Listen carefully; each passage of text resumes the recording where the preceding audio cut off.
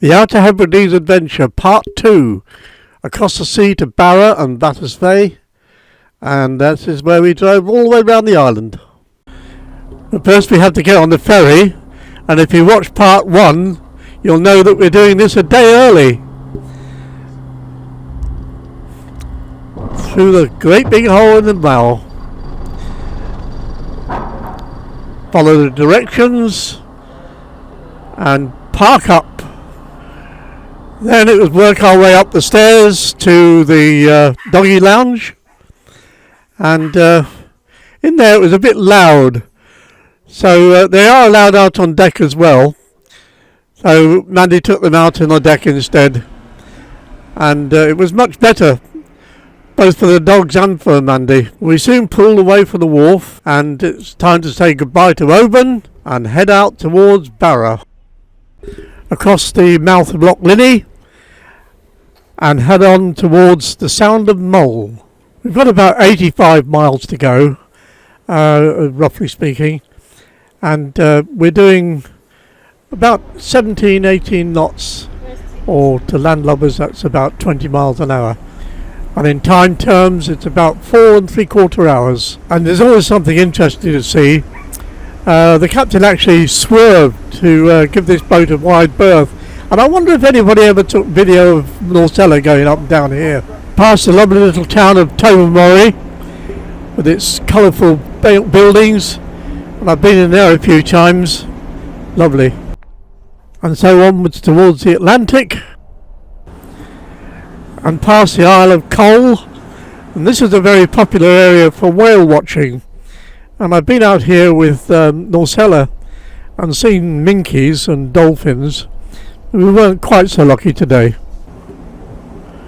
But if you want to see them, you've got to be very, very patient.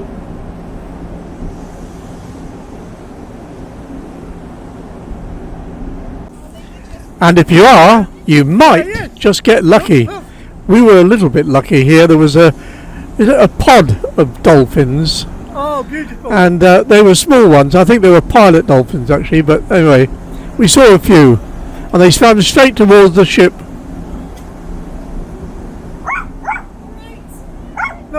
No, the whole show of them, look.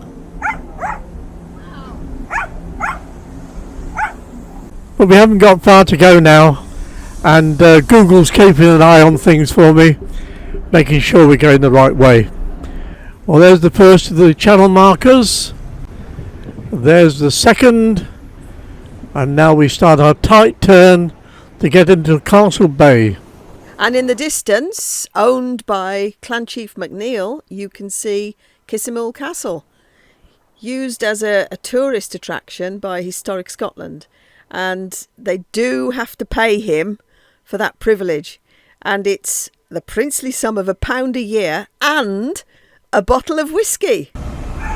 But now it's time to get back to the van, get ready to disembark and head off for our campsite for the night. Thank you. Our first night on the island Barra. Hello, Barra. We arrived at our campsite in Barra, and we've got fabulous views. I'll take you out and show you. That's our view. There's the back of the van, and that's what we're looking out onto. Great stuff. No beat. Well, dinner in Gwendolyn's restaurant tonight is spaghetti van Barra, and I'll have to explain why it's got that name in another video, because it's quite a funny story, and it's with marzipan cheese. Parmesan. What was it? What was it? Parmesan cheese. Parmesan. No, marzipan. It's marzipan cheese. Okay then. It's 9 o'clock this evening, and in case it's raining in the morning, I'm going to go and top up the reservoir for the power steering now. There's my stock of oil. Cap, let's get that off. and it is down. We'll get some in there. Oh, it's not very much down. Actually, it's not down at all. So we're on maximum level, so that's great. The following day. Well, that's a lovely scene to wake up to. And looks like it's going to be a nice day. Sun shining. Well, Mandy's got a lovely view out of the window at the sea, and the waves crashing over the rocks. The tide's out, and then look at this lot down here. Two little dogs, fast asleep in their sleeping bags, in their pyjamas. Well, it might be summer, but it is quite cold. Well, the facilities at this place are really, really good. I had a shower earlier on, and it's an excellent shower. And then Mandy went up. The ladies have got 2 cubicles, the gents only have 1. But even so, very, very good. Inside we have, is that the dryer? That's the dryer there. That's the dryer there. There. And then the washing machine. Washing machine there. There, yeah. With complimentary pegs and wash capsules. Yeah. And then you've got microwave, Yep. air fryer, Yeah. a toaster, Good a Lord. fridge, a sandwich maker, some vinegar and dried milk and squash, and then a selection of coffees with Lord. tea and sugar up there, and some cutlery in case you need All it. complimentary. I think it's brilliant. It's Yeah. it's really well thought out. And, Even if you forget your cup, you can stand and have a cup of coffee while you're waiting for your laundry to do. Wonderful. And there's proper recycling stuff there. Really good. Well, in just a matter of a few minutes, the sky's cleared and it's turning into a beautiful day. And if you look over there, you see the postal van. Now that's not because we're having a delivery, it's because Doug, who's standing talking to Mandy, is the owner of the site and he's also the island's postman. Now, I've emptied the grey waste into there. I've filled up the water tank from there. Got rid of all our waste there. And I've emptied the toilet down there. Messy job. Needed doing though, I'll tell you. But now we're going to drive to the island of Vatersay across a causeway. Sure, the little red dot comes up. We're on our way to Vatersay from Barra, and we get there just by going across a causeway, but we've stopped to film this beautiful view. Absolutely lovely. The weather's very mixed. We've got some blue sky, we're overcast, some nice heathers coming out there, and it is windy. We're just approaching the causeway now, which connects the island of Barra to the island of Vatersay, and it's about 180 metres long and was constructed in 1991. And here we are on our second island of the adventure, Vatersay, and it is the most southerly and the most westerly inhabited island in the Outer Hebrides. And the island is about 3 miles north to south and 3.5 miles east to west. And there's some pretty steep climbs on the roads as well. Well, I've been looking for a nice sandy beach, and it looks as if we've found one on Vatersay. There we are. I'm going to try and get a better view, but it's going to get windy. There's Vatersay Beach. Glorious. We're going to attempt to get down to the beach. Mandy will. I don't know about me. Oh, getting serious now. Shoes off.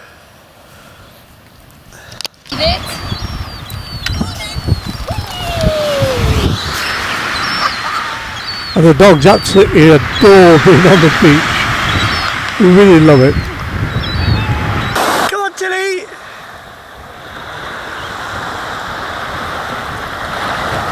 chili tops. More often than not, you see signs saying no overnight camping. Look at the vans up there. But here there are signs that say overnight camper van parking for £10, tents £3, and pay at the honesty box. It's fantastic. Alright, are we going to move on now, are we? To the centre of the island. Yeah. Which is 2 minutes away. Good grief, that's a long journey. We're just approaching the centre of Vatersay, and it looks as if this is the hub. This is the main central place of activity. The metropolis. Yeah, the metropolis, that's the word. That's the word. That pink box there is a shop. It's a cake shop. And it's open. And there's an honesty box somewhere. Mandy's going to have a look. And Mandy bought 2 very, very generous slices of lemon curd drizzled cake with lemon curd filling. It was lemon drizzle cake with lemon curd filling in the middle and some cream.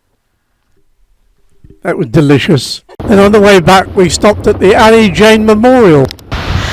Well, this is the Annie Jane Memorial, and I'm going to need to get a bit close to it to find out exactly what it's all about.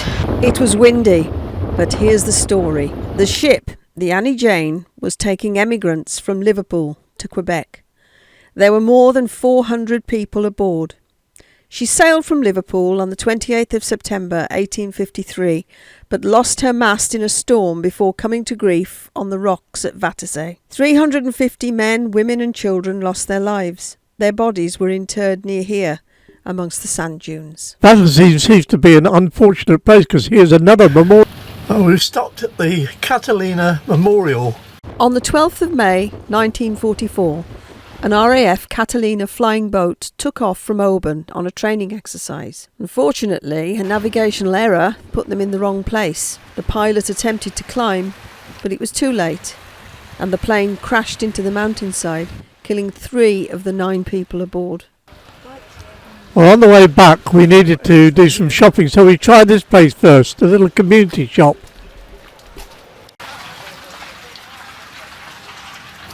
Well, they had a cafe and all sorts of everything. But the only thing they had that we needed was onions and lemons. But I saw somewhere else that might provide something we need. I've come to the Barra distillery. But unfortunately they only did gin. So we tried another community shop and they did loads and loads of spices and funny things. But again, not what we needed. So it was the co-op. Here we come. We also visited the airport, which is where the planes land on the beach. There's the runway. Unfortunately, we didn't see any planes coming in or out. It's a fun place to land. Well, for our last night on Barra, we moved to a place closer to the ferry terminal. A strange sort of place, but excellent facilities, as there have been everywhere else on the island. And I have added it into park for night. So we'll see what happens there. The facilities are over here. And it's a strange affair, but it works well. I had a good shower in here this morning. But you come to the cabin, and it's pretty dark inside here, but I think you'll be able to see well enough. This is, you could rent this out, but I wouldn't recommend it. But there's everything here. There's a washing machine, microwave, and a refrigerator here, and another microwave there, a toaster. And then the shower is in here. So there's you've got your toilet and a wash basin, and there's the shower cubicle there. And it is a good shower. I tried it.